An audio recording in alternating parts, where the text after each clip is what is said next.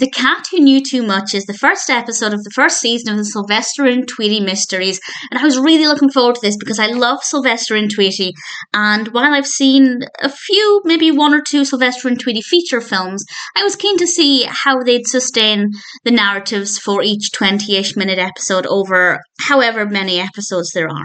And unfortunately, I did not enjoy this first episode. I will continue watching the series. I'll watch at least another couple of episodes before I decide whether I'm going to watch it all. But based on this first episode, I didn't really love it.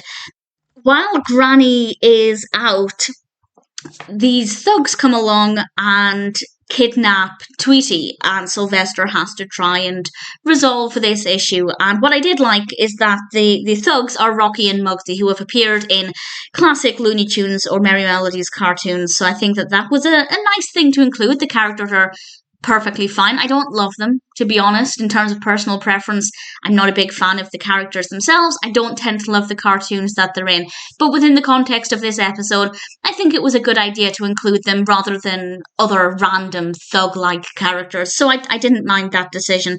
But I found the narrative to be rather boring, and I didn't care for it at all. I didn't care about the development of the narrative.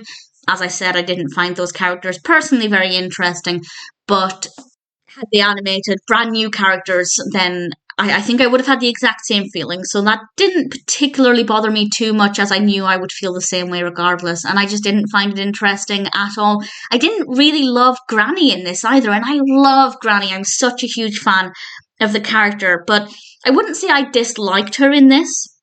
But I wouldn't say I enjoyed her character either. So there wasn't very much about this that I liked. I loved the songs that Tweety was singing. I won't spoil it by saying which songs they are, but that worked well. He is actually preparing for a canary crooning competition, which is a nice part of the narrative, I guess, but in general, I just found this to be really boring.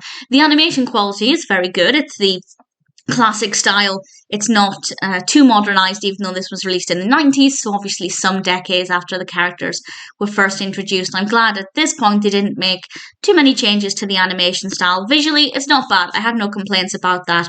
I just found the narrative to be really, really dull. So I'm hoping the second episode is significantly better.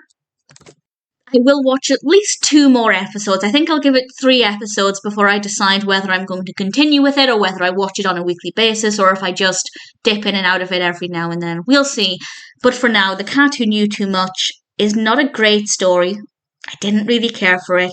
The animation is fine, but I will watch some more before I make a final decision about whether I'm going to continue watching the Sylvester and Tweety mysteries. I really want to like it. I really, really want to enjoy it.